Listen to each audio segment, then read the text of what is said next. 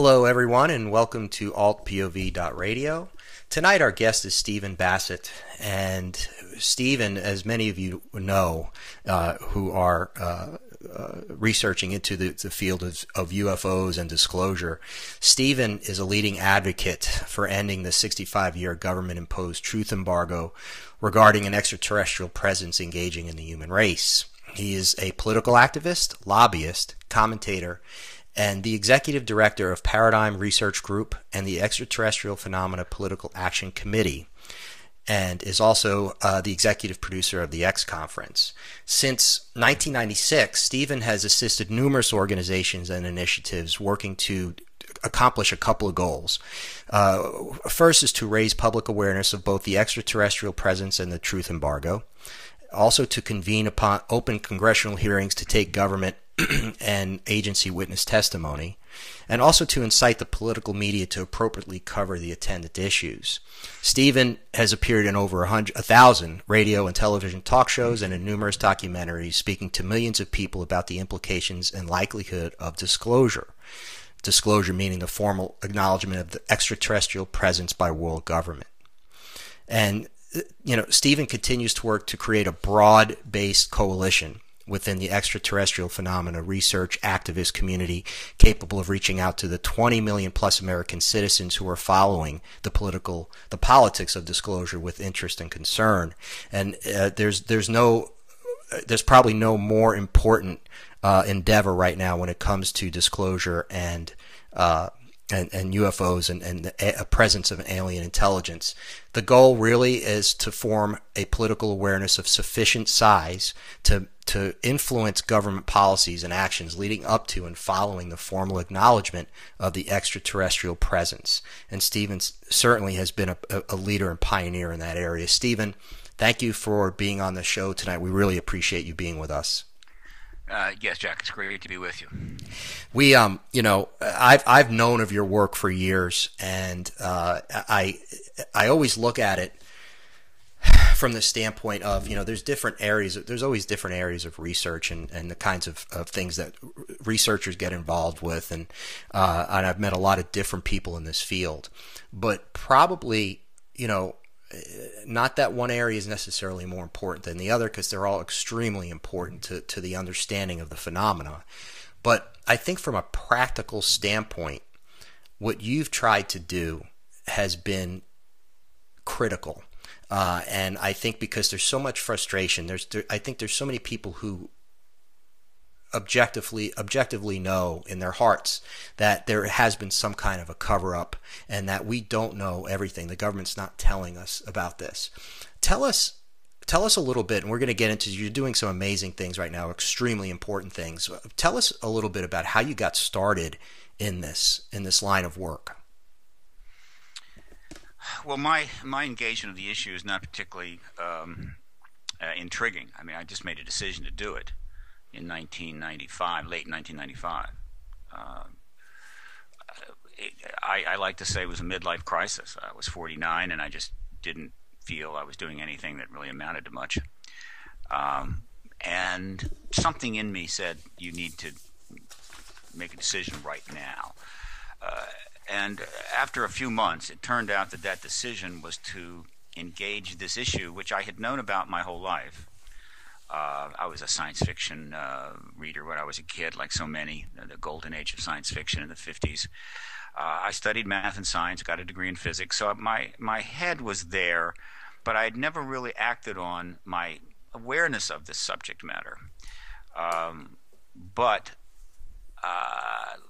I had a bit of a history as a political activist going back into college, which I didn't really follow up on. I mean, it was I went to school during a very tumultuous time. Some people think it was the golden age of political activism from 1964 to 1970, encompassing the civil rights marches, encompassing the anti-war movement, the sexual revolution, women's rights, you name it. And I touched a little on some of those things. I wrote some columns and I marched, but I never followed up. It turns out that that's really who I am. Took me another 20-some years to figure that out. So I made a decision to engage this issue in 95. I went to work for John Mack organization in Cambridge, Maryland, Cambridge, Massachusetts, as a volunteer for about 4 months. It was a wonderful experience. Mac was doing groundbreaking work with the abduction contact phenomena. I got to meet him. I got to meet contactees. And I just sort of got right into the heart of it. But that wasn't my calling. That wasn't the role that I really needed to play. And I knew that. And after 4 months, I decided what to do next. And that's when it really came to me that I had a path to follow. So I moved to Washington, D.C., where I have family, place to stay. And in about, I guess, July, August of 1996, I created the Paradigm Research Group and registered as a lobbyist with the U.S. Congress. And the reason why that was important was that no one had ever done that before. So when my lobbying registration became known to the political media that keep track of all of that, I was immediately interviewed by the Washington Post and other media, and thus was launched, as you might say. And that decision was the right decision. Now, I didn't know a whole lot when I got into this, but I learned quickly, and I made the decision early on that, one, I was going to be a populist activist, that I was going to represent the people, that I was going to basically work pro bono and hope that eventually there would be contributions to the work, that I wasn't going to make it a business, that I would use the internet, which is the future of political activism. This is not an issue that lends itself to the street. And I would do everything I could to avoid creating divisions within the issue and try to be as much as possible a positive force. These were relatively good decisions. There have been some moments when I've strayed from those commitments, but by and large been fairly consistent. And did I think it would take this long? No. I thought this issue was ripe and ready to be resolved, but now it's 18 years later. So be it. All of the great activist movements of the 20th century took longer than 18 years. I think we can agree to that. So that's how I got into it. And from the day that I made the decision to leave for Cambridge, Massachusetts, I was living in San Luis Obispo, to this day, I have absolutely no regret. It was absolutely the right thing to do. That's amazing. You know, it's such a daunting task, and I think as prepared as you were, like you said, when it was 18 years later, probably didn't think it would take quite this long. So many obstacles coming out of the gate. What were some of those obstacles? I mean, when you're dealing with, it's hard enough to research this, just to research, right? Just to do good research. But when you're when you're lobbying and you're trying to be an activist for disclosure, for the truth, if you will, what were and continue to be some of the obstacles? And maybe some of those obstacles aren't obstacles anymore. Maybe obviously you get over some of the hurdles, but what did you notice right away? There have been plenty of activist movements seeking the truth from government. This was one of those. This is primarily it's also a policy process, but this one is like falling down the rabbit hole. This is Lewis Carrollian. There's really never been an activist movement confronting an issue quite like this, and the reason is that, well, here are some of the reasons. First of all, the issue itself is dealing with the presence of extraterrestrials. That's definitely unusual, and that's outside the historical norm. Two, it's dealing with it in a modern era, which is so incredibly complicated. And three, it is dealing with an issue that the government of the United States and the other world governments have denied existed. The issue, and from their perspective, doesn't exist at all. Now, that's where things get very, very strange. You know, it's like when the Indian independence movement, ultimately led by Mahatma Gandhi, confronted the policy of colonialization, no one was denying that the British were ruling India, right? As a colonial power, right? When the civil rights movement was being pursued through the first half of the 20th century, no one was denying that there were segregation laws in the South, or that there was discrimination of blacks. And I could go on, but I think you get the point. This movement is about changing the policy of the United States government on an issue that the government claims doesn't exist at all. That is the number one obstacle, right? Yeah. The second obstacle is this is an issue that is extremely intellectual. I say extremely intellectual. It is on the high end of intellectual issues. It takes a good deal of effort to come to understand the history of it, the phenomena itself, and just get your mind around what is involved here. Take the women's suffrage movement. I mean, that was not complicated. Women were not able to vote throughout the country, just only in some few spaces, limited places, and they wanted the right to vote. That's not complicated. That's really simple. I mean, the whole issue of vote and democratic societies and everything else, fine. But the fundamental goal was we want to vote just like the men. Nothing complicated about that. That's not the case here. For that reason, this issue doesn't lend itself to the street. This is not something you're going to see people marching on. It's happened a couple of times, but only a few times. People out in front of the White House with big signs. It's not an issue that lends itself to civil disobedience, or the kinds of things where you get in the face of the government or the media. It does not lend itself to that. Right. Fortunately for us, for the movement, the internet came along just in time, because this issue is perfect for the internet and the World Wide Web. Right. So these are some of the obstacles, and the other obstacle is the truth embargo itself. Right. In other words, the government just hasn't denied the existence of the extraterrestrial presence. The government has spent huge sums of money to conduct what we formally call a truth embargo, which is a policy of denial, obstruction, subversion, intimidation, media influence, to ensure that the engagement of the issue by all of the public institutions, from the media to the colleges and universities to philanthropic organizations, would be minimized, if not eliminated. And thus, one of the great successes of that truth embargo was that almost no funding was available for this work. You simply could not get funding to pursue this. People were too reluctant to be attached to it. And so this was a out-of-pocket advocacy movement. Not that advocacy movements get overwhelming funding, but I can assure you the amount of funding that's gone into simply saving the whales around the world is hundreds, if not thousands of times greater than the amount of funding that's been available to the truth advocacy movement on the ET issue going all the way back to the 1940s.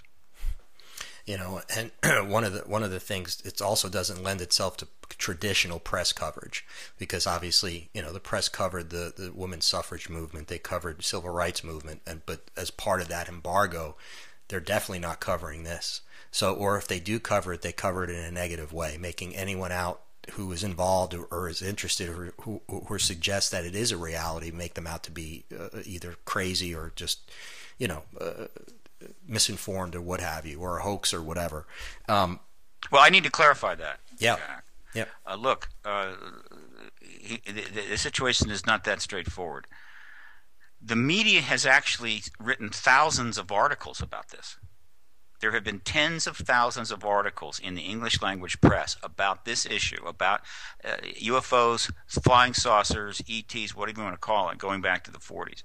I've logged about 7,000 of those on my website, paradigmresearchgroup.org, under the media archive section. I've got 1,000 in my files, which I just haven't had the time to load up, right? So there's been lots of coverage. So where's the disconnect? Think of the media for the last 67 years as a bulldog in the front yard on a chain to a stake in the ground. The dog can only go as far as that chain in all directions, 20 feet. The media's been on a leash like that, on a chain, for the last 67 years. They can go so far, but they can't go any further. And that where the chain ends is they're allowed to write. They under the institutionalized truth embargo, they're allowed to write about it. They can write about events and sightings and maybe books that come out, even do interviews with researchers, things like that. But they can't go to the state. They can't go investigation. They can't go to the White House or the Pentagon or the NSA. They can't follow up on the evidence and ask people in government questions about it. That they do not do. And that, of course, is sufficient to keep the issue contained. And you might say, well, why not just shut it down entirely? Well, you can do that in the Soviet Union and maybe Communist China in the 70s and 80s, but we are still a democratic republic. And so to shut the media down entirely, to have no chain at all, would, of course, been not possible, frankly. And so the government had a very difficult challenge. How do we contain the issue without being so obvious about it that it would create a significant public backlash? They did it. They're very good at this. They created vast national security structures, intelligence agencies, black programs, classified people. They had media influence and infiltration, et cetera, that they used judiciously, because they don't want to be like the Soviet Union, to influence media with respect to issues they consider important. This was number one. The ET issue is number one in importance in the national security structure and the most highly classified issue in that structure.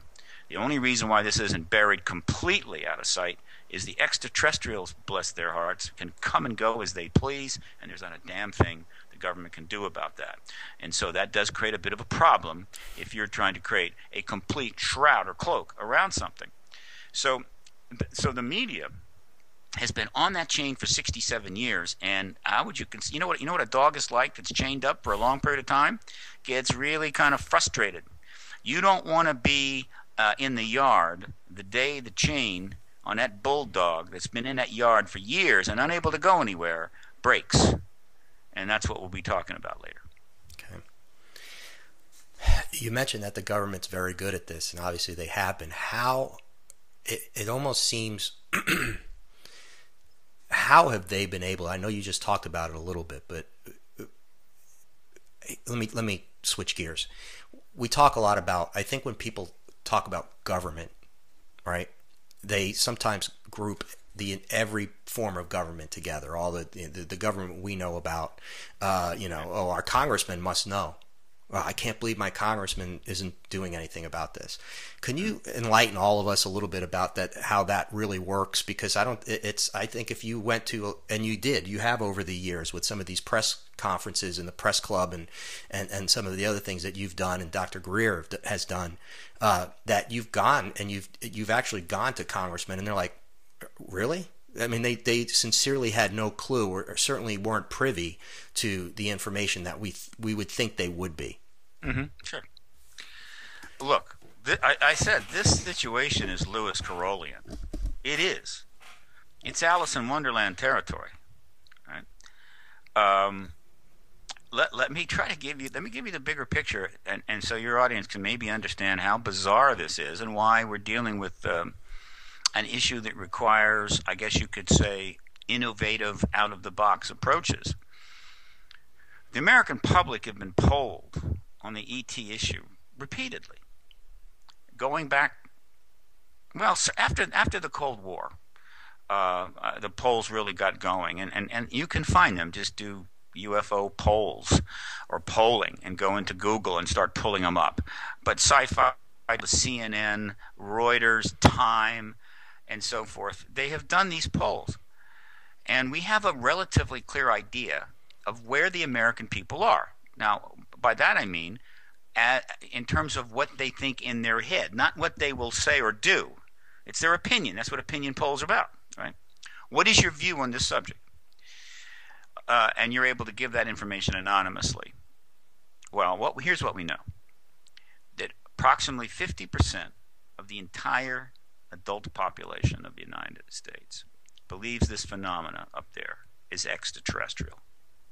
All right? And it turns out that is demographically significant because that is the mean. 50% is the mean. As you go up in income and education, the percentage goes up. As you go down, which of course is the opposite of what the debunkers were putting out and the propagandists were putting out decades ago, it goes down. So if you are uneducated and poor, the percentage of people in that zone that think this is extraterrestrial is below 50%. And if you are educated and you have a decent income, it is higher. So let's say that the educated income percentage is up around 60%. Okay, and this is based upon repeated polling. Oh, guess what? All of the reporters working for all of the major papers, all of the producers, editors, publishers, owners of the networks, all of these people are educated and have reasonable incomes, which means that 60% of all the reporters, editors, staffers of the major papers, all of the networks, all of the cable networks, the anchors, the hosts, the producers, the owners, 60% of them privately believe this is an extraterrestrial phenomena. But let me go further. All of the people that are working on Capitol Hill, the 10,000 staffers that are serving the members of Congress, let's don't get into the other departments, let's just go there. These are people that are educated and they have reasonable incomes. 60% of everybody on Capitol Hill personally believes this is an extraterrestrial phenomena. Let me go further. All of the people working in the military above the rank of NCOs, all of the people working in the Pentagon, all of the individuals working in the intelligence agencies are educated people. And in the intelligence community, they are very educated people and they have good incomes. 60% of everybody in the U.S. military, officer rank and above, and the entire intelligence community, NSA, CIA, DIA, believe this phenomena is extraterrestrial because these polls show that to be the case. And all of these people have access to everything that the citizen science activist community has access to. All of the documentaries, the 5,000 plus books that have been published, videos, photographic evidence, access to the thousands of media coverages and print articles, the testimony of the witnesses that have been done at press. You have access to all of that. And the 300 plus movies about extraterrestrials that have come out of the entertainment industry, they don't live in a bunker somewhere. They live amongst us. And so again, here you have a situation where 60% of everybody in government knows and believes personally. That doesn't mean that they've been given a tour of Area 51 and seen bodies and crashed vehicles. It just means that intellectually they have already arrived at the position this is true.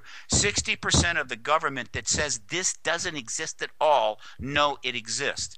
That's what I mean by Lewis Carrollian circumstance here. This is Alice in Wonderland territory. Okay. So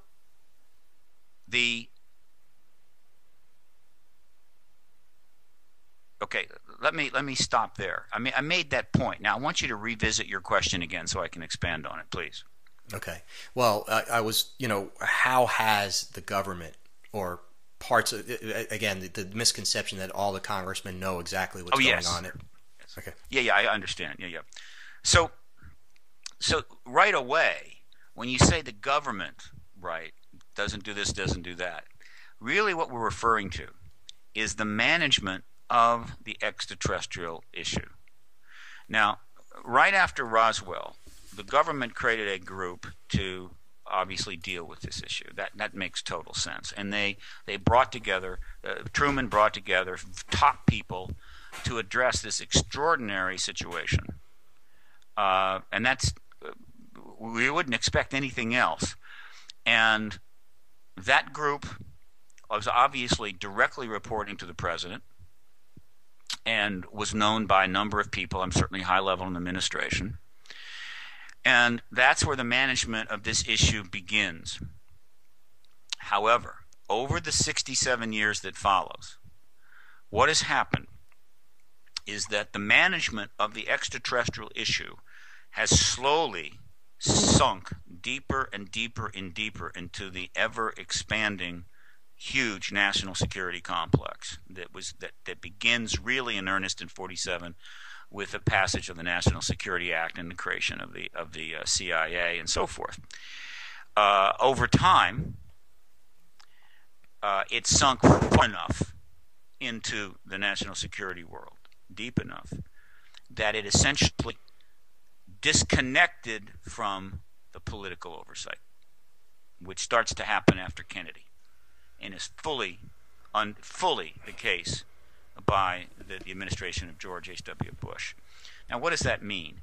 It means that anybody in the Congress, including all the members of the two select intelligence committees, do not have access to this issue or any developments in this issue. Maybe one or two of them saw or heard something or was given some sort of information by the national security complex prior to or going back in the 70s. They've been around long enough. But from at least 90, they are out of the picture. If one of the members of the Intelligence Committee said, look, I want to go to Wright-Patterson Air Force Base, I want to see the bodies of dead aliens, they would have said, well, there are no bodies, and don't ever ask that again, right? But that's also true of the president. The president is out of the picture, all right? And so the management of the issue is now done from within the national security structures, very deep. And what I believe, and I can't say for certain because they don't send me their emails, I believe is what would be best, I best describe as cross-agency committees. In the very early days, they had a single group that represented science and the Army, Air Force, and what have you. But obviously the issue got manifestly more complicated with each passing year. So I think what they have are cross-agency committees. In other words, there's a committee that meets somewhere. Who knows? I tell you, it's not at Applebee's. I know that. They meet somewhere, and that committee is dealing with an aspect of this issue. Say it's the extraterrestrial technology, the progress of the reverse engineering and research. How is that going? Have there been any developments there? And so that committee will be composed of a representative from every agency or military service that would be relevant to that subject matter. And then they would meet and they would discuss these issues. There would be virtually no paper trail, right? There might be a record, but extremely carefully protected, of these meetings, and decisions would be made. It's very likely that the agency or military service that this individual belongs to, is on this committee, doesn't even know that that person is on that committee, right? The committee just needs that person's expertise. Then somewhere else in the military intelligence world, there's another committee dealing with something else. Maybe this committee is dealing with the truth embargo, the status of the containment of the issue with respect to the public perception, media engagement, et cetera, et cetera, et cetera. And on that committee, there would be individuals from the appropriate entities in government relevant to that committee's task that would meet. It's possible that the first committee doesn't even know who sits on the other committee, right? They have their jobs, they do their job. Compartmentalization, deep secrecy, right? Minimal paper trail. and they manage the issue from there. Now, outside of those committees, outside of the people that are hands-on with the issue, there is a larger circle of individuals within the government that they're not managing, they're not directly involved, but they have been given information. For whatever reason, at some point, they needed to be approached. So on the basis of that approach, they know, they have had confirmation the issue is being dealt with and there is something going on and it's real. All right? Outside of that group is an even bigger group of individuals within the huge U.S. government that doesn't have any direct involvement, has not been approached in any way, but has been in any formal way, but it's been tipped. In other words, they know somebody that knows somebody that said, this is real, and then outside of that circle in government is an even bigger group that have just figured it out on their own. As I say, like the general population. The information is out there. The research has been done. It's been going on for 60 years, and they're smart, and they've figured it out. Yeah, this is ET. So that's the status, you see, of the government, right? So how have they managed to contain this issue to the point where, as of 2011, October the 4th, the White House issued for the very first time a written statement on this issue that PRG was able to secure, Paradigm Research Group, stating there was no evidence at all for any of this, or that the government has even hidden any information. How is that possible? The truth embargo. The truth embargo is the most successful propaganda, I would think, public perception manipulation ever in history.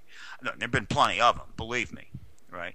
Most of them that we're familiar with in the 20th century were conducted through brute force. You won't say anything about this, or we shoot you in the head. That's not that hard, right? You can contain people pretty easy if you threaten to kill them. This had to be done during a time when the United States was the great democratic savior of the world, an open, relatively open society with a strong constitution, with limited ability to threaten to kill or kill or take over media, any of that. We're not that kind of nation. And at the same time, that the issue at hand was evident, was self-evident to people all over the world. It wasn't like they're going to build like the Manhattan Project. They're going to build an atomic bomb, and they get a facility out in New Mexico, swear everybody to deep secrecy, and go off and do it. Or a bomber they're going to build in some underground facility. They had to deal with an issue of the phenomena that was manifest around the world all the time. Sightings were taking place. Photographs were being taken. People were coming forward with information. How did they do it? Well, they had a huge, how would you say, they had a break here. And it's called the Cold War. And what some people don't maybe think about is that the simultaneity of having to deal with the ET issue, the world government, particularly the U.S., and the existence of the Cold War was not a given. I can imagine circumstances where the ETs escalate their engagement leading up to disclosure, but there isn't a Cold War going on, in which case we'd have had a whole different period and probably seen disclosure much sooner. But the circumstances on the planet Earth as of 1947 are fairly well known. The U.S. military was prepared to go to war with the Soviet Union immediately after World War II. They were viewed as an imminent threat. Curtis LeMay wanted to go to war immediately. Patton wanted to go to war.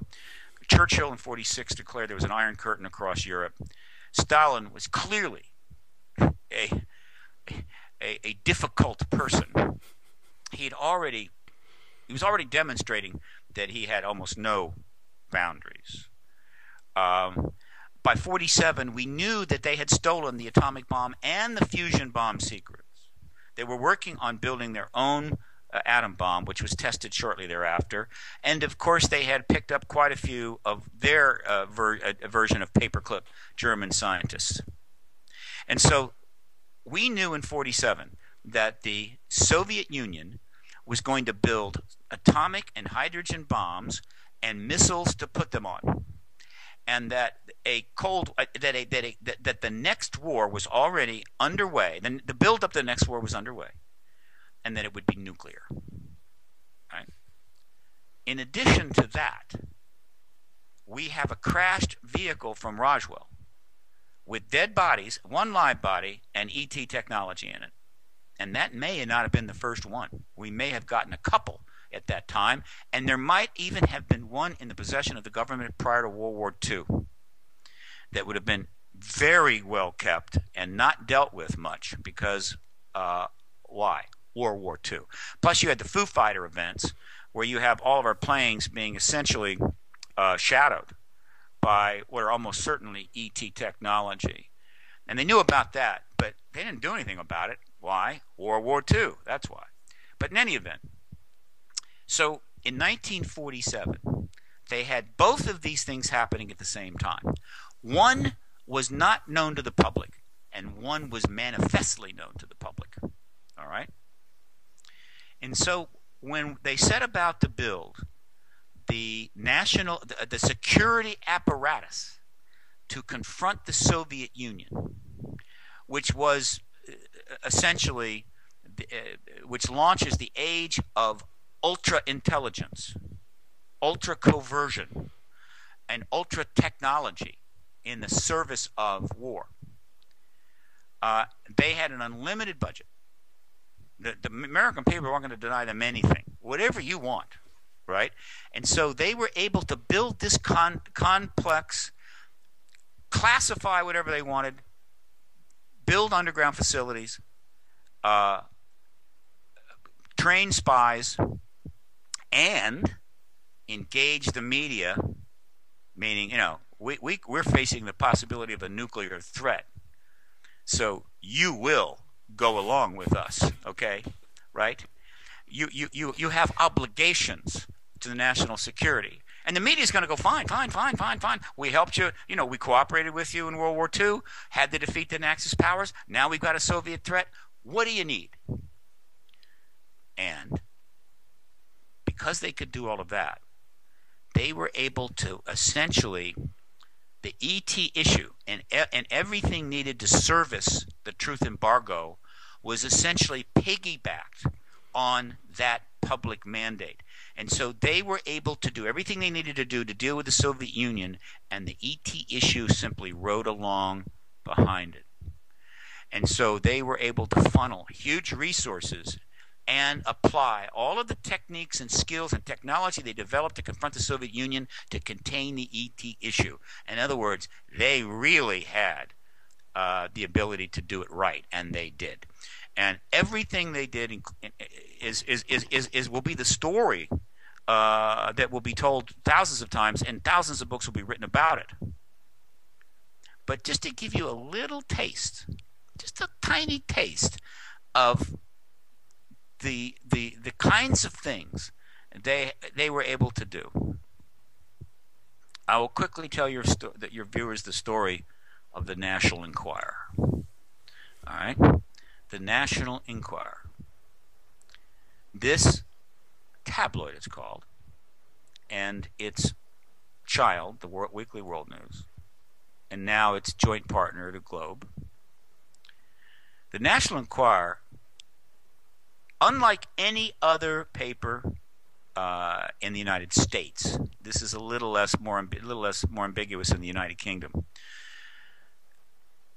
appears and is parked at the grocery checkout stores of the entire country. You can go from one end of the country to another and go in grocery stores, except for Whole Foods, which is, high-end, sophisticated. And there is the National Enquirer, and it used to be the Weekly World News in the Globe. Not the New York Times, not the Washington Post, not the Chicago Tribune, the National Enquirer. How convenient, okay? So everybody sees that paper and everybody sees the artwork on the front of that paper.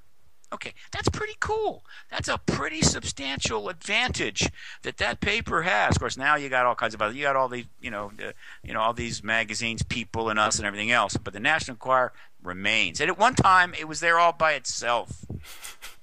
Who founded the National Enquirer? How many people in the United States know who founded the National Enquirer? The CIA founded the National Enquirer. Well, you say, well, how do you know that? I mean, what are you talking about? What are you talking about? What are you talking about? Well, it's really simple. The history is well known. The National Enquirer was initiated by Rudiyoso Pope Jr., the son of Generoso Pope Jr., rather, the son of Generoso Pope Sr.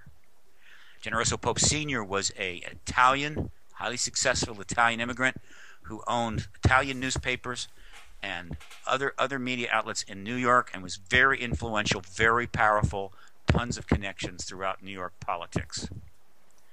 There's a picture on the internet of 3 of his sons standing, shaking hands with President Truman, and one of those sons was Generoso Pope Jr. As Generoso Pope Sr. approaches the end of his life, his son, Generoso Pope Jr., takes over his key papers. And he's running them for a couple of years. And then Generoso Pope Sr. dies. Now, does his son simply continue to run the papers and bring in money for the family and be an important media person in New York? No, he takes a break. He takes a little break. And he goes, and for 1 year, he attends the CIA psychological ops program. He spends 1 year in the CIA psychological ops program. And when he leaves that program, shortly thereafter, he comes up with $27,000, or it was $57,000, I forget the amount. It's a pretty big sum back then. And the money, oddly enough, is not clear. The history of where this money comes is not clear, but the consensus has been that it came from the mafia through a very important mafia figure who was a friend of the Pope's. And it's well known that the CIA uses the mafia often as cutout. In any event, wherever the money came from, he goes and he buys the New York Enquirer, which was a paper that wasn't doing very well. Okay? And over the next year, he in the background transforms it, and it reemerges as the National Enquirer. And it starts to print a lot of salacious stuff, bloody, gore, whatever, and immediately becomes enormously popular. And so they're selling a whole ton of these around New York. It's doing very well. And then, miraculously, he gets a deal to start putting them in grocery stores all over the country. And down the line, a number of years go by, and at just about the right time, he changes the status of the National Enquirer, gets away from the gore, and starts publishing stories of a different type, including UFO material. The National Enquirer starts publishing UFO material. And a very critical point in the history of this phenomenon, when things were getting very difficult for government, the National Enquirer founds the Weekly World News, which starts appearing alongside the National Enquirer. And the Weekly World News is famous for the fact that it made everything up. The National Enquirer basically would write articles and stuff, but it would actually have a connection. There would be some substance there, but it would have a certain spin on it. And they'd put a flying saucer up on the cover or whatever, or some story, and they would publish it, but it would be published next to some story about a celebrity or something like that. Juxtaposition. The Weekly World News made it all up. And so at just about the right time, people would go to buy some milk at the store, and they would walk in, and there would be a giant photo on the cover of the Weekly World News of a president of the United States standing next to an extraterrestrial shaking hands.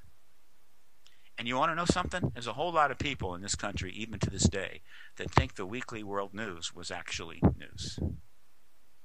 Generoso Pope founded both of them. He was a CIA operative. That's how sophisticated this was.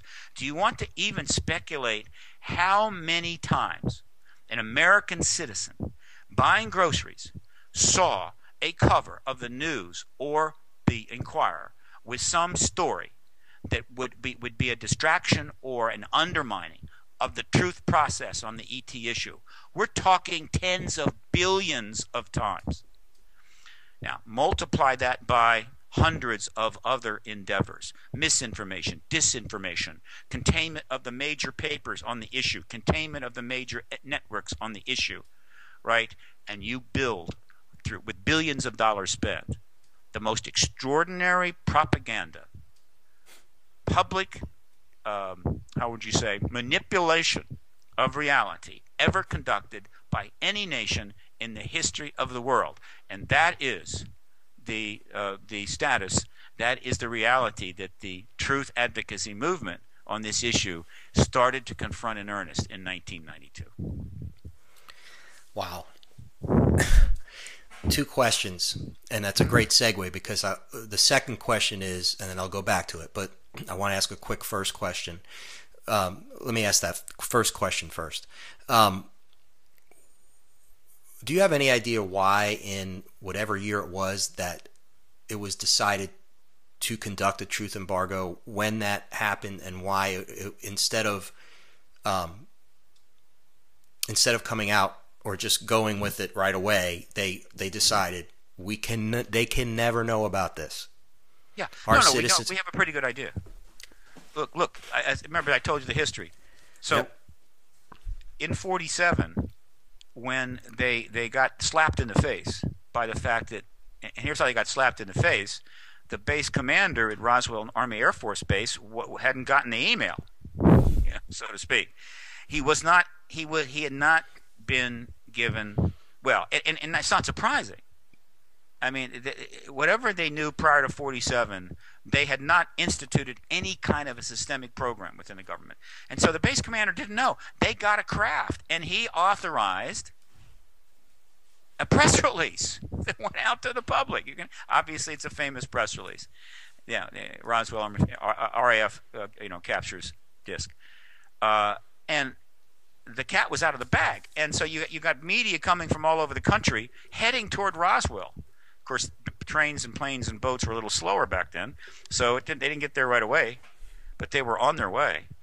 And the reason they didn't all arrive and start interviewing everybody in town is because within a few hours, General Ramey over in Dallas-Fort Worth held another press conference, had Jesse Marcel Sr. hold up a raw wind weather balloon, which looked like the wrappings from the fish in the freezer, and say, no, this is what it was. And the press turned around and went back. Scared the hell out of the government. And so for the years following '47, they are definitely considering, what can we do? What are we going to do about this? Right? This is a serious problem. And the reason it was a concern was this. I think very smart people in government concluded that, and well, actually, let me step back for a second. So this was a slap across the face. It's 1947. Now the issue disappeared. I mean, there were sightings, there was some new stuff that was happening, but it wasn't a serious problem for them. And so they're thinking about it for the next 5 years. Now, over the next 5 years, the Soviets test the atomic bomb. They test the fusion bomb. The situation is getting worse and worse and worse. I mean, the writing is on the wall. So they know that we are headed, if you just look at history, the next war is coming. It will be a nuclear war, and it's going to be very, very unpleasant. Now, then something else happens. Oddly enough, in the same month, July 1952. And this is the famous events that occurred over several days when these craft were appearing over Washington, D.C. This is a big deal. Now, people can go back and research this all they want. It's well documented. This absolutely made them apoplectic. This scared the hell out of them, because basically the ETs, for whatever reason, were making a statement that they weren't going away, and, if we want to peer over your capital, we'll do it. And so now, that is when they convened a panel, which ultimately is called the Robertson Panel, late in 1952. It was a CIA panel, secret panel, to address this issue. Meaning, what are we going to do about this? And the conclusion of this panel is that this must be contained by the public, and that the principal threat to national security was not the phenomena itself, which had not really posed any threat to national security, or at least it did not do anything which was directly impacting national security. The threat was the public's engagement of it. And from that panel's conclusions, the truth embargo gets underway in earnest. And so in 52, the policy is this. We're facing a nuclear war with the Soviet Union. We've got extraterrestrials. We don't know what they want. We've got ET technology. There may be weapons possibilities here. All of this must be contained. We somehow have to control this. This cannot become a publicly accepted or a formally acknowledged reality, because it creates a whole set of variables that simply make the equation too complicated. Too many possibilities here. And so if the ET issue gets out, it might make the likelihood of a nuclear war with Russia, Soviet Union greater, not less. And so the national security decision was simple. Contain the Soviet Union. Avoid a nuclear war. Contain the ET issue until the Soviet thing was dealt with, until we had gotten through that, on the other side of that, and until we were on the other side of what was either the emerging Cold War or the threat of a third war with the Soviet Union, the ET issue must be contained. I do not condemn that decision. Right. I could see how it could be fully justified. If I had been there, I had probably made the same decision myself. But that's why the truth embargo was created. That's why it was maintained, and the principle, one of the many reasons why it still exists today, and there are many, but one of the most important is the Cold War ended up lasting too long. It ended up 44 years. A lot of people would have thought we'd have figured we'd either had a war with the Soviet Union or we would have made up with the Soviet Union before 44 years.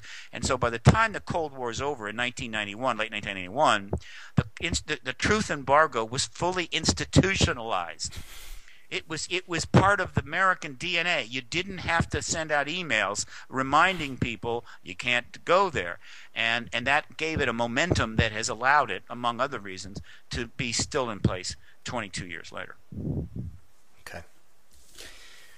Given that, how in the world do you go about doing what you're trying to do? Given everything you just said, how do you navigate this landscape, trying to accomplish what you've been trying to accomplish? Well, keep in mind, it's not just me.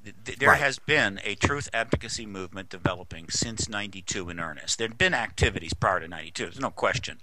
There was an attempt to get the UN involved in 1978. It involved Hynek was there, Gordon Cooper, the Mercury astronaut, was there, Jacques Vallée. There was efforts to do it. They had no chance. There was no way. I don't care who you were. There was no way the truth embargo was going to get ended while the Soviet Union was still a nuclear threat to the United States.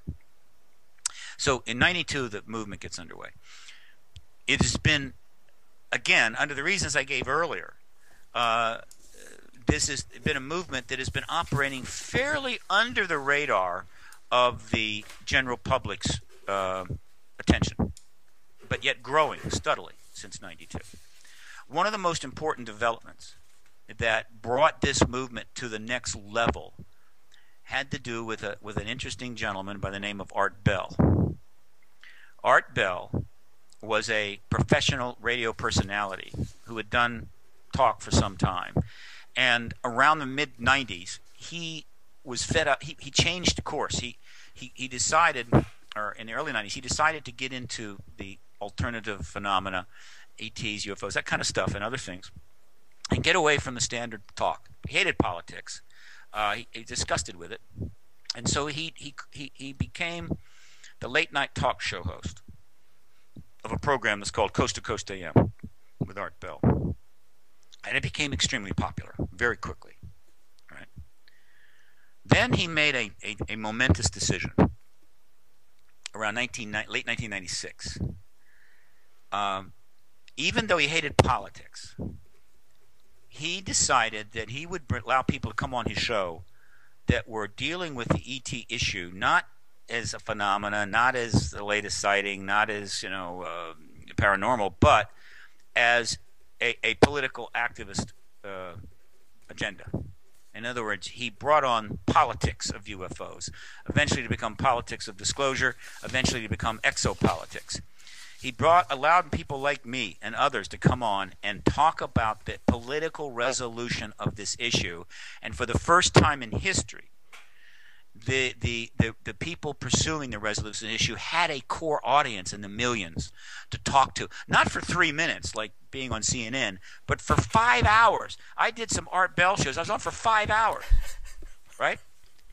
And so now you're building up a core audience of 2, 3, 4, 5, 6, 8 million people that are getting the picture. So Art really will go down in history for this. Now, the show has continued to feature this issue ever since. And, of course, that includes George Norrie, who I've been on many times. I've done 50, 60 of these shows. So the movement picks up some momentum there.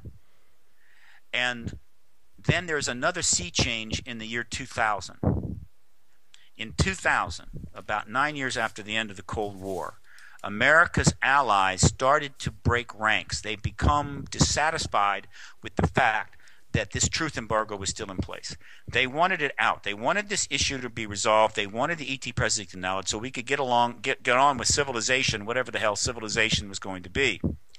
And the first country to break ranks, the first important ally of the U.S. to break ranks was France, not surprising. And what happened was a non-governmental committee called the Comedic Committee issued a report in late 1999, 2 years in the making.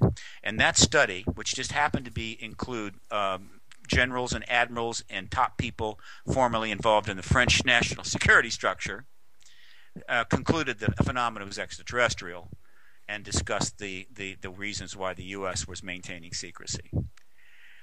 This was printed in France, was presented in France in French, and the U.S. press ignored it, naturally. But eventually it emerged in the U.S. through the work of Leslie Kean. So that was the beginning of the breaking ranks.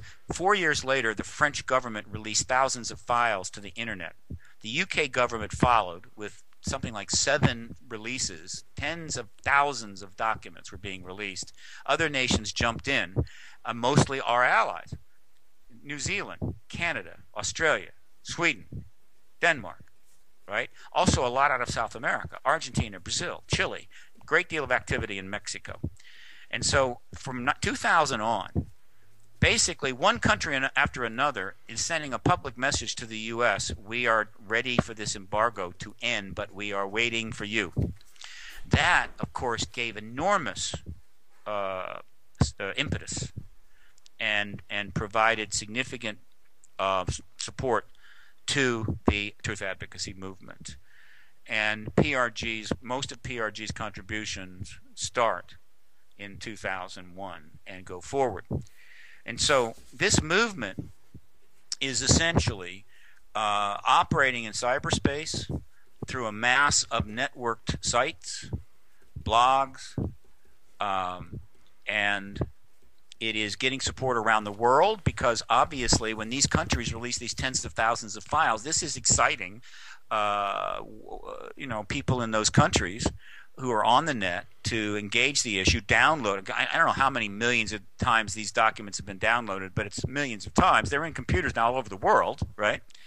And I just happen to be kind of in the front here because I've stuck with it so long, 18 years now, and I focused on Washington, right, and the political media.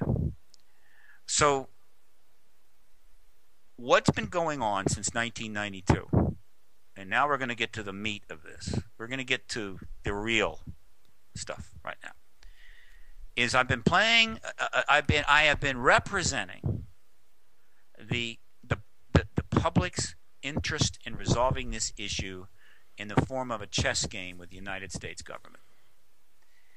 And over the last 67 years, the government has primarily been winning that game, but starting in 2000, it shifted, and we have been maneuvering the government further into a position where checkmate was possible and resolution would occur. Resolution is only one thing as far as the movement's concerned, and that is the disclosure of the ET presence. Disclosure, capital D, the announcement event. That's checkmate. And the final three moves will ultimately will have gone down like this. PRG maneuvered itself into a position to make the first move in September of 2011. In 2011, September the 22nd, PRG was able to get a petition into the White House through its website. We the People was the program. The petition was Disclosure Petition 1, calling for the disclosure of the ET presence and the release of all files. That petition got enough signatures that it required a response from the White House. By the way, all of this can be found on disclosurepetition.org. Disclosurepetition.org. Disclosure Petition 1. You'll see the links to the White House information on this. The White House response came on October the 4th. The initial petition and the response remain on the White House website to this day, 3 years later. The White House website response was, and you can go and read it, there's no evidence for any extraterrestrial presence or life outside the planet, and no evidence that the government has hidden anything. All three of these statements are completely untrue. But most importantly, they're the first time in history that the White House has ever put its position in writing. And that is extremely important in terms of dealing with the press. So having achieved that, for the next year, Paradigm Research Group did what it could to let the press know, well, the White House has taken its position. It's completely false. Here's the evidence that they say doesn't exist, trying to motivate the press to take that chain off, to unchain themselves from that pole in the front yard. But the real second move in this chess game occurs on April the 29th, 2013. On April the 29th, PRG held a citizen hearing on disclosure. Now, the website for that, citizenhearing.org. Citizen hearing on disclosure ran from April 29 to May 3. It cost $700,000.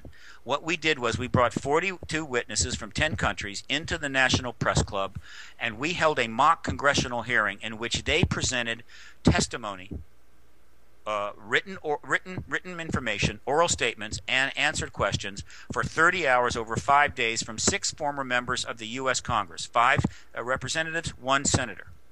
They had 80 years of service between them. And this event was filmed in high definition and webcast to the world. It was the highest concentration of witnesses ever brought together in history. It was the highest concentration of evidence ever presented at one time in history. The witnesses included 18 of the top researchers and 24 what we call military agency political witnesses of rank and station. That was move 2. And now the final move is underway. This is the move that could checkmate the U.S. government and trigger disclosure as soon as February of next year, the announcement of the ET presence. What has happened? What has happened is quite simple. On November the 5th, the 30-hour record of the citizen hearing, 10 DVDs, 538 sets were sent to the entire House and Senate. And they have been arriving ever since. Most of them should be in those offices as of Monday, or as of the end of this week. Each of those DVD sets, that's 5,380 DVDs, was accompanied by a letter signed by the citizen hearing witnesses, saying, we want you to look at this material. We want you to meet with the PRG's lobbyists, that would be me, and we want hearings for these witnesses, not mock hearings. We want the real hearings. A letter to them. All right. At the same time, we launched a social media campaign. By the way, citizenhearing.org is where you find out about the citizen hearing that was held. And also, now you can now download there the commercial quality. What we said to Congress was activist quality. Commercial quality of the full citizen hearing is now downloadable at citizenhearing.org. We started a social media campaign. This social media campaign is based out of 3 locations. First, factsonwashington.org, FAX on Washington.org. It is based at the Facebook page, The Disclosure Lobby. And it is based at another website called disclosure.media. That's an extension, disclosure.media. What's going on there? It's really simple. simultaneously with the shipping of the DVDs, we launched a campaign to make sure that none of the 10,000 staffers on the Hill that served those 538 offices did not know those DVDs were coming or were in their office, right? And so we did what is called a tweet storm or a social media storm, where we have been raining messages down on them since November the 6th, right, in the forms of tweets, emails, and Facebook postings. With the key points, there's a DVD set on its way about the citizen hearing. Look at it. You need to meet with the man who produced it and the lobbyist on this issue, Mr. Bassett, and we want hearings. We want them now. And so anyone that goes to those three locations, Facts on Washington.org, FAX on Washington.org, the Disclosure Lobby Facebook page, or disclosure.media, will find the links to where they can go to the main page of the members of Congress, find their Twitter icon, find their Facebook icon, and tweet them messages. You can tweet 2/3 of the House and Senate as often as you want, and as many of them as you want. Now, we give you some sample tweets, pretty much how to form them, and we ask that the hashtag for all of this social media correspondence be hashtag disclosure, #disclosure. All right. And in addition, the links to where you can easily find the email form page for the House and Senate. Few of them use email addresses. This is all form pages. Now here is the rule. Here are the rules. Anybody in the world can tweet or Facebook post message the members of Congress that have these accounts. And we invite everybody in the world to do just that. I was in Europe recently. I spoke in 7 countries. The enthusiasm for this is just as great over there as it is here. And so they're getting Facebook and email from, and Facebook and tweets from all over the world. They don't know the difference. They don't know where it's coming from. It doesn't matter. Email's different. You can email any member of the Senate with a U.S. address. If you don't have a U.S. address, you can't email them, right? You can email your representative from your district, but unless you've got an email address in a residence address rather in another district, you can't email them. So you're limited there. And of course, people outside the company are pretty much limited, but that's still plenty. And so we're raining these correspondences down on them. And I can assure you that every single one of those offices has a staffer whose sole job is to look at every single tweet, every single Facebook message, and every single email that comes through there. In fact, they have more than one, because you never know what's going to show up, and you need to respond immediately. All right? Now, most of the time they look, it's gone. It's gone. It's gone. That's not important. That's not important. That's not important. And so something comes forward about a DVD set that's coming, and they look at it and they go, that's interesting, and it's gone. But when 1,000 messages come through about a DVD set that's coming, they go to the chief of staff. All right? And so 10,000 people are going to be alerted to the fact that that DVD set is coming. Now, simultaneously with that, we're launching a mainstream media campaign, right? And that includes international press releases, all right, but a heavy focus on the political media in Washington to make sure that when these staffers go and pick up the paper, there it is.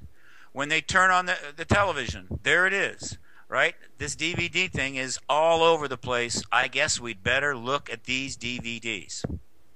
Now, guess what? The first coverage occurred this weekend. The Washington Times put up an article on the Congressional Hearing Initiative in the Inside the Beltway section of their website. It then was in the Washington Times the next day, and an expanded version of this article went up on the Washington Times website later on Monday. Links I'll be sending out these links probably today or tomorrow to the full web list. I'll be turning up on the websites. You'll see them, and you can go see this coverage, or you can just go to Washington Times Inside the Beltway and find it. This coverage states everything that we want. It discusses the hearing, it discusses the citizen hearing, it discusses the Congressional Hearing Initiative, it discusses everything. And let me make this clear. Everybody on the Hill that wants to keep their job, read the political sections of the Washington Post and the Washington Times every day, plus Politico, plus the Hill, and so forth. You don't do that. You don't stay up there. And so, given the fact that the immigration issue exploded or became big after the election, given the situation in Ferguson, almost all those staffers are still in town, and all of them saw this article. The Congressional Hearing Initiative has been launched in Washington, D.C., and that's just the beginning, all right? But we need to keep the heat on all the way through mid-December. So I need everybody that hears about this to get on Twitter, get to those pages, factsonwashington.com, the Disclosure Lobby Facebook page, and disclosure.media. Get the links, go to their accounts, and tweet them. Don't tweet one, tweet 100 of them. Wait 2 days, tweet them again. Send them an email message. Rain the messages down upon them so that we will get those DVD discs open. Now, what happens next? Here's what happens next. Starting after Thanksgiving, I'm going to start approaching the offices of the members of the key committees in Congress that can hold the hearings that we want. And I'm going to start meeting with their staffers, who hopefully will have viewed the material, and begin the discussions that will lead to meetings with the chiefs of staff when Congress convenes in January. Ultimately, I'll be meeting with the members themselves. And the focus is solely on those that are sitting on the committees in question. Probably the four most important committees in question are the two Space, Science, and Technologies committees and the two Intelligence committees. And my job is to convince enough of the members to convince the chair to hold hearings, to commit to hold hearings for the witnesses ready to testify. Not 2 or 3 over a day, 20, 30, 40 over a week or more. In other words, the full deal. The last time that Congress has held hearings on this issue was 1968, 46 years ago. And the reason is they have known for a long time that if they were to hold such hearings, it's over. There cannot be hearings on this subject and the truth embargo stand. But the fact is, nothing is attempted to stop this process since it was announced some time ago. No attempt has been made to stop this progress. And so the end game occurs, checkmate occurs, when the political media in this town learn that a committee on Capitol Hill is going to allow astronauts and SAC base officers and high-end political officials to come up on the Hill and give this testimony under oath. That chain that they've been on for all of these decades will break. And they are going to bite down on this issue, and it's over. That is what's going on right now. That is what's going on right now, down right now. And the only question is, how many American people want to be part of this? How many American people want to end this truth embargo and be part of this history? Right? How many are willing to step up and support the advocacy work with funding right now so that we can get this done for sure and not almost get it done? Because we have a lot of public relations we'd like to do. We've got a lot we can do in the media, but that needs funding. $20,000, $30,000 would be very helpful. One person could do that. So now is our opportunity. We need to get this done now, before some country bombs Iran, before another major terrorist attack sends us off into 10 years of darkness, right? It can happen at any time. Once the truth of the ET presence has been announced, it can never be unannounced. We are in the post-disclosure world forever. And now we can look and deal with the issues of our planet, knowing that we are not alone in the universe, instead of operating under the same modalities and paradigm that has put us where we are today. 7 people living on a dying planet in endless wars, suffering from enormous want, right? Immersed in terrorism, right? Incapable of dealing with the issues in front of us, facing 11 billion people in 20-some more years. That is what's facing us now. That's why this issue is paramount, why it's the most important issue in the world today. And the only reason there isn't 10 million people lining up to support it is the government spent 67 years convincing them that it was too risky, not in their best interest, or even didn't exist at all.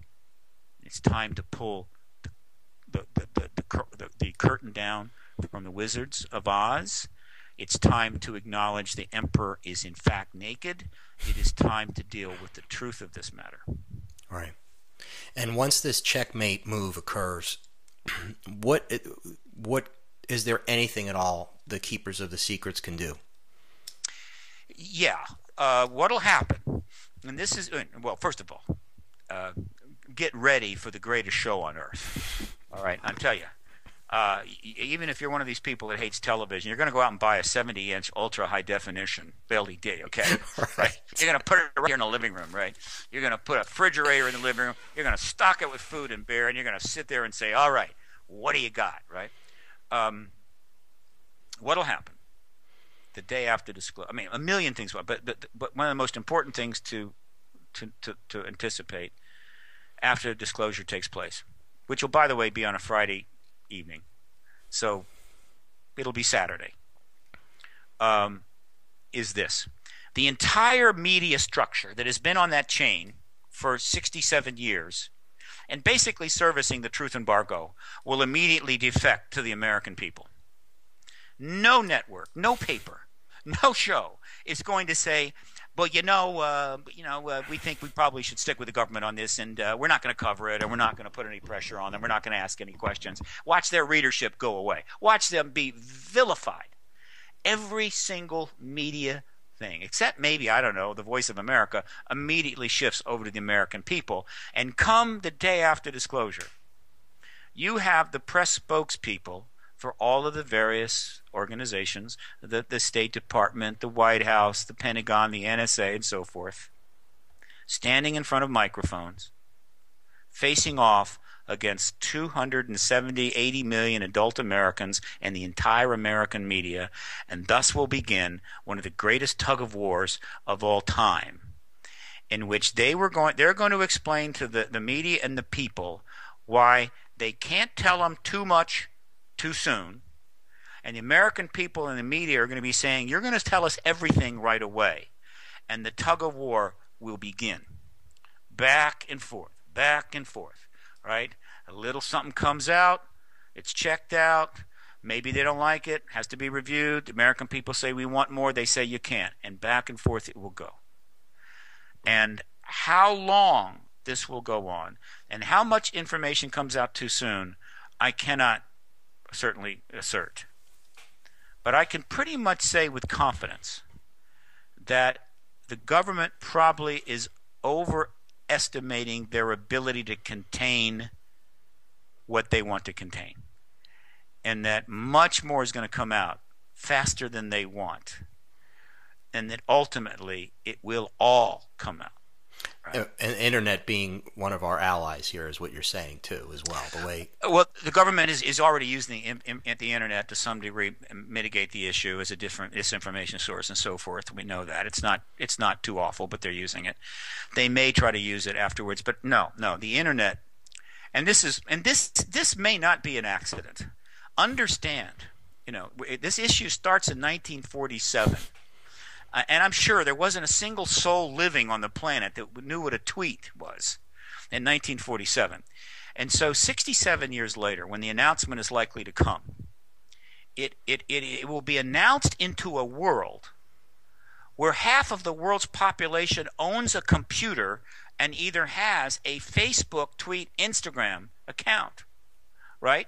And the World Wide Web is the most powerful networking information delivery system in all of history, and it's in the hands of teenagers.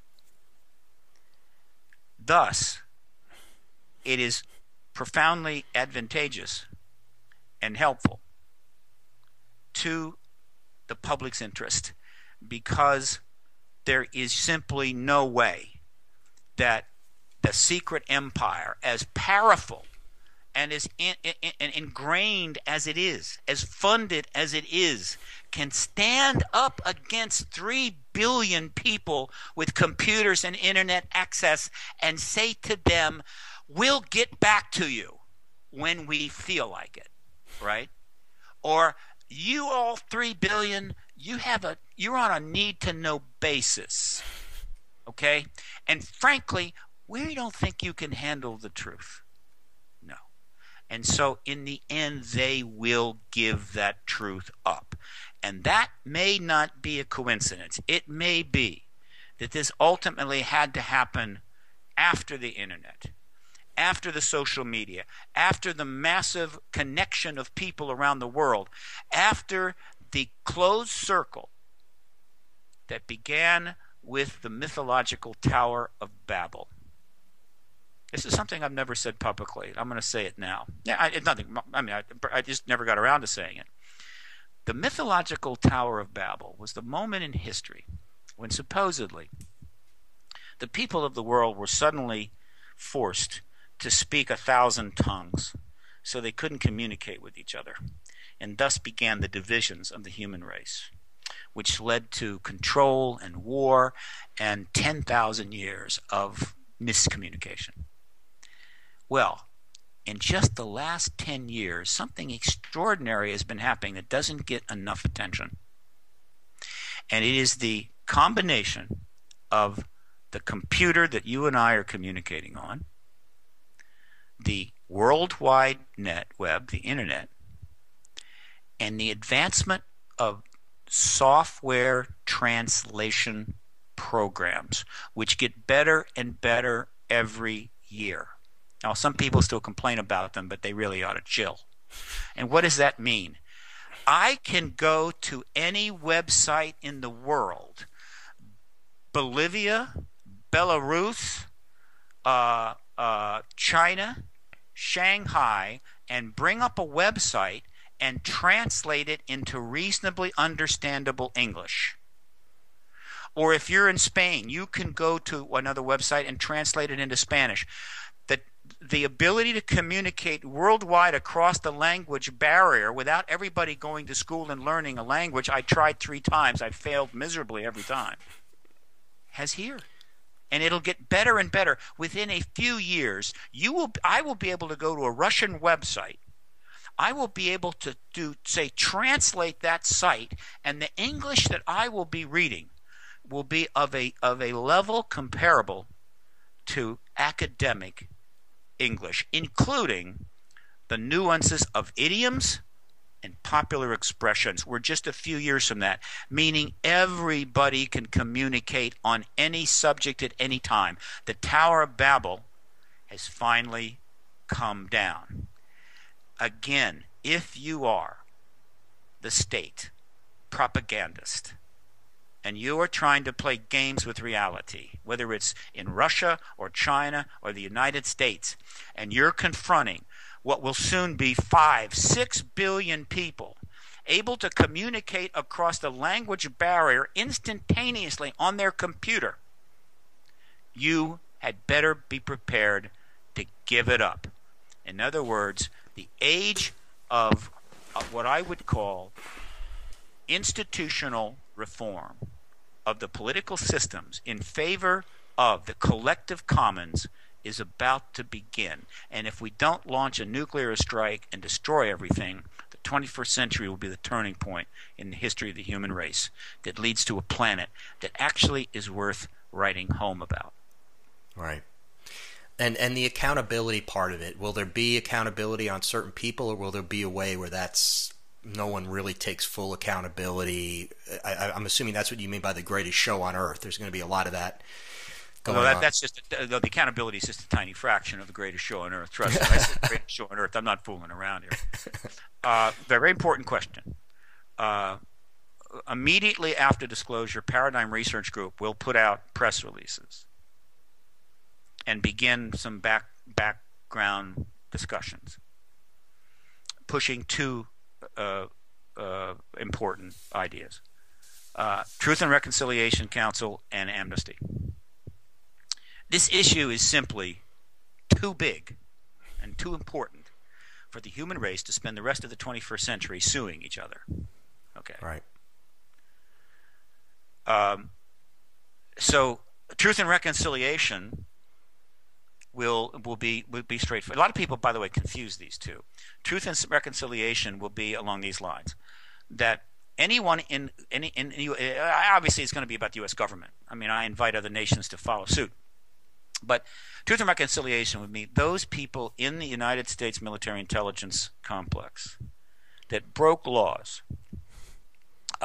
many cases under orders, in service to the truth embargo, would have the opportunity to come forward, and as long as they completely explained what they did and all the circumstances, they would be reconciled to their country.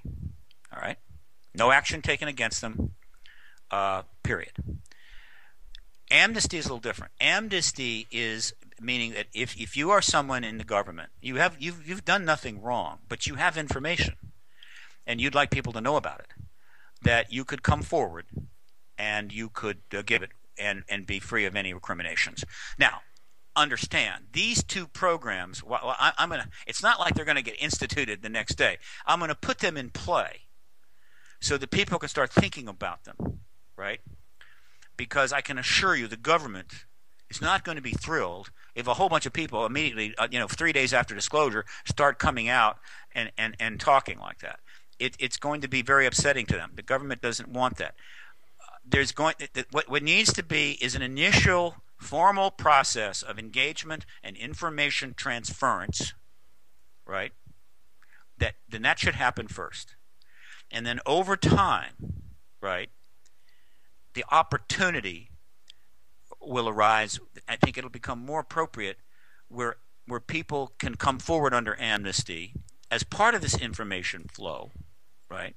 Who may have things that the government wouldn't mind having out, but don't even know they have that information, whatever.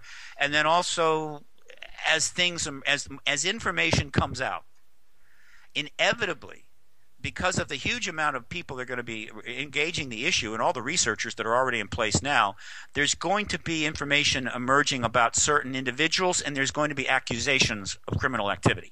As that emerges, then the need to address the truth and reconciliation approach will manifest. But I'm going to put it in play right away. And for those, and I know there are people that will object to this. I know I have colleagues that will probably say, I don't support that idea. And all I can say to them is this. If the people of color of South Africa, having had done to them what was done to them, which in its degree of depravity, violence, easily surpassed anything the U.S. government did in service to the truth embargo. If they can accept a truth and reconciliation process that allowed South Africa to move forward and not spend 10 years in a bloody race war, then surely the American people can accept such processes associated with an historical process which ultimately was connected to their own national security. Right? The truth embargo emerges out of national security, right? It is not a trivial matter, and these were not trivial people. And so if we can't reconcile with their actions in this matter, then I think we need to take a hard look at ourselves. We have important business to engage. We have an historical paradigm shift unimaginable in its scope and implications. Let's get to work with that. Right? And let's try to forgive, reconcile, and understand the government's actions. But, of course, having said that, if the government, post-disclosure, commits illegal acts against the American people in the post-disclosure world, that cannot be reconciled. That's going to have to be accounted for. Right. And again, a question that comes up just naturally from that is, can you speak to what the extraterrestrials may or may not do at that point of disclosure, or do they go about their business as usual, or do they suddenly start communicating more openly? Have they been communicating? That's going to be part of the issue, is have they, not only does it exist, but how have you communicated with these extraterrestrials? Okay, well, I had a meeting with them last week, and we discussed that.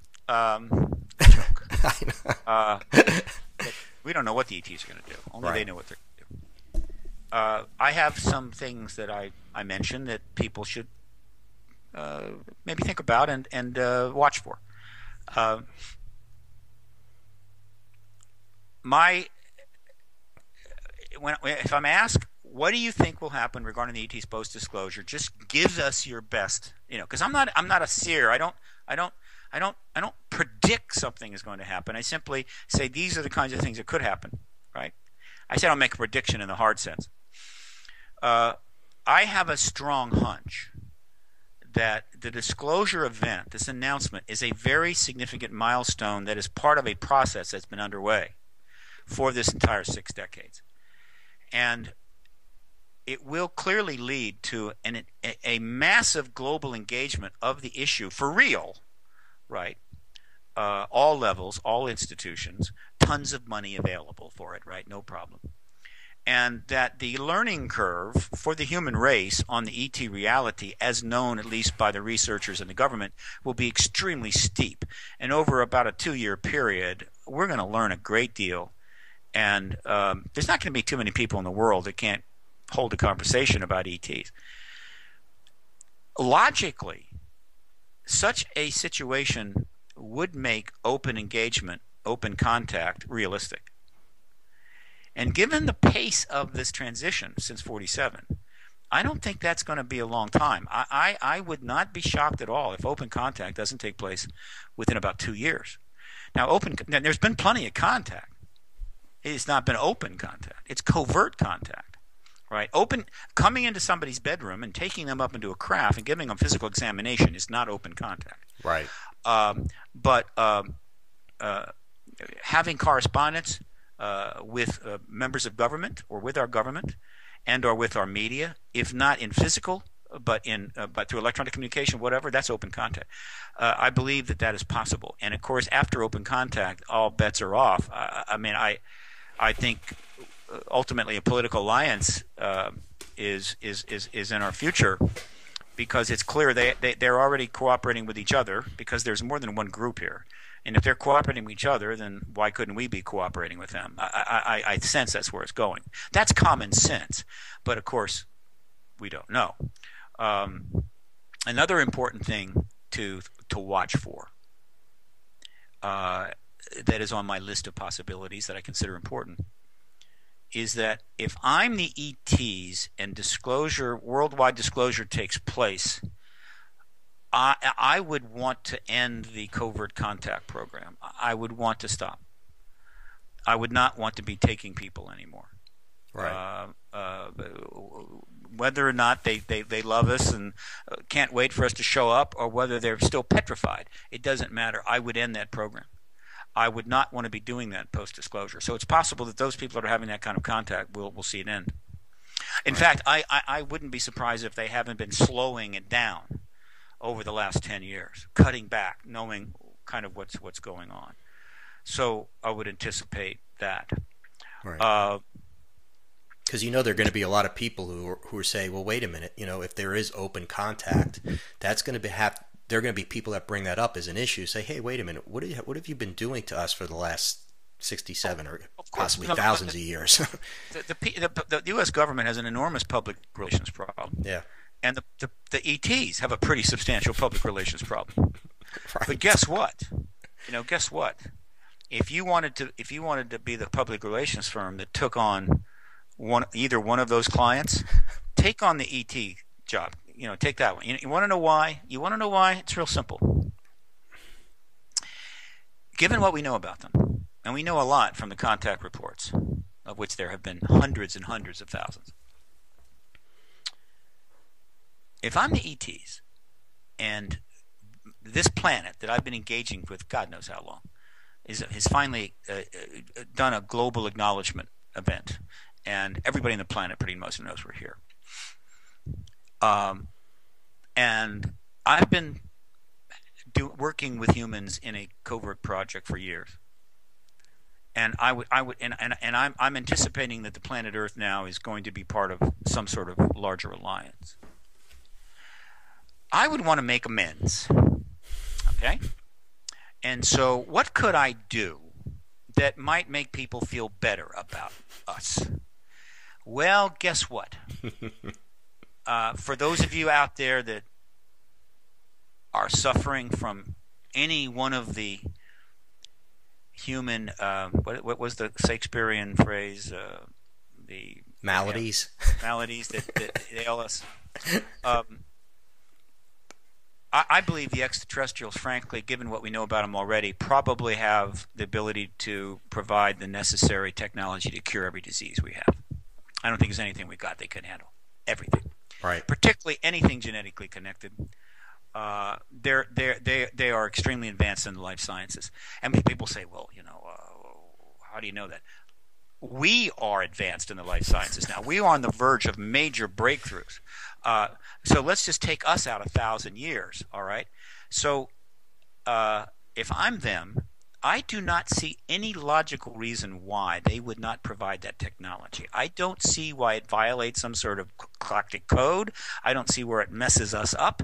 I don't see what. I mean, obviously, it might allow our population to increase, but they could probably also provide us some damn fine birth control technology. So essentially, what happens is suddenly the human race will start learning that our medical facilities are able to start providing cures and mitigations for Alzheimer's, Parkinson's, cancer, malaria, which is the biggest killer in the world. It's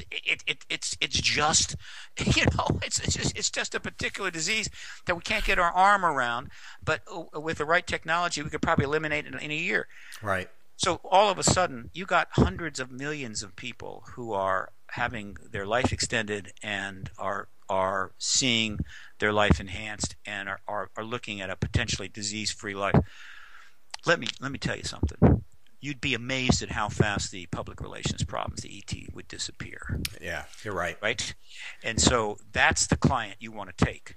And so for those people that are trying to think of a good reason why they ought to tweet to Congress right now or send them an email or 100 emails or send them 100 Facebook messages, think about disclosure. Think about 2 years to contact. Think about 3 years to maybe seeing their mother cured of Parkinson's disease or their own cancer cured or having their kids grow up in a world where they can live 100 years or more with little exposure, little ability to deal with almost any disease.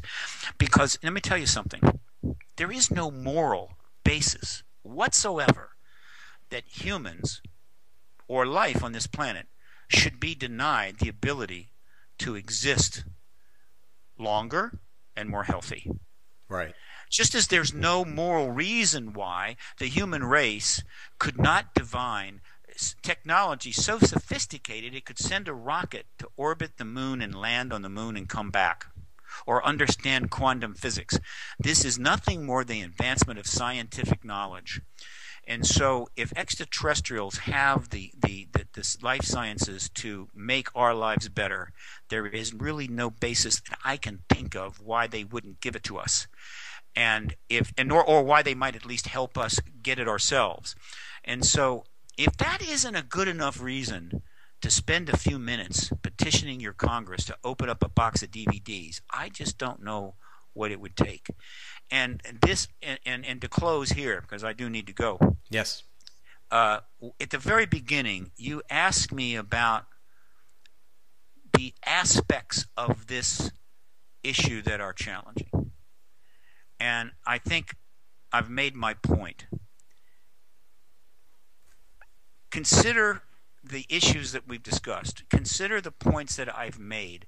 And consider the intellectual level that those points encompass. Okay? And now you understand why this is not the kind of issue where you just have a slogan and a poster and you walk up and down the street chanting and you get political action. This is high level. This is one of the reasons why the founding fathers and others knew that you needed to have public education. You need to have an educated civilization because things weren't going to get less complicated. They were going to get more complicated. If you want to see the human race advancing into the stars, then you had better increase the intellectual capabilities of your species because not everything is simple. And guess what? We know enough about the ETs to know that the intellectual enhancement of the human race may not be that tricky either. And that the ability to have much smarter human beings, which I do not see as a liability, right, is perhaps right around the corner. Okay, I don't have any prejudice against people who are not super smart. They are human beings with all of the rights and privileges and the respect deserved to any sentient being. I am simply saying, in a world of space travel and vast complex science, intelligence is an asset that you would like everyone to possess. That may also be in our near future. So once again, I invite people to participate in the ending of this truth embargo so that we can get to that future, not 50 years from now, not 50 months from now, but 3 months from now. We can have disclosure by February if we can push this through. The program that PRG is underway with the help of a lot of people around the world and a lot of colleagues. If we can push it through, we can get it in February. Stephen, I want to tell you that obviously we wish you the best in this, but not only that we're going to do everything on our end at altPOV.tv to get the word out, to talk to whoever we can to try to tell them about this, and I can't thank you enough for sharing what you've shared with us. This is extremely important. We will do our part to help you in this and spread the word, as I said, and then we'll follow up on this because I have a feeling with all of this going on, there's going to be a lot of opportunity for follow up, and there's going to be a lot happening. So absolutely. Now you're going to get an important update from PRG in the next 48 hours. Okay. And so there'll be a ton of stuff in there that you can immediately disperse to your entire system. So you'll have plenty to do, and I look forward to being with you again, Jack. Thank you, Stephen, and thank you for your time. Yes. Good night. Have a wonderful holiday. You too. Take care. Bye-bye. Bye-bye.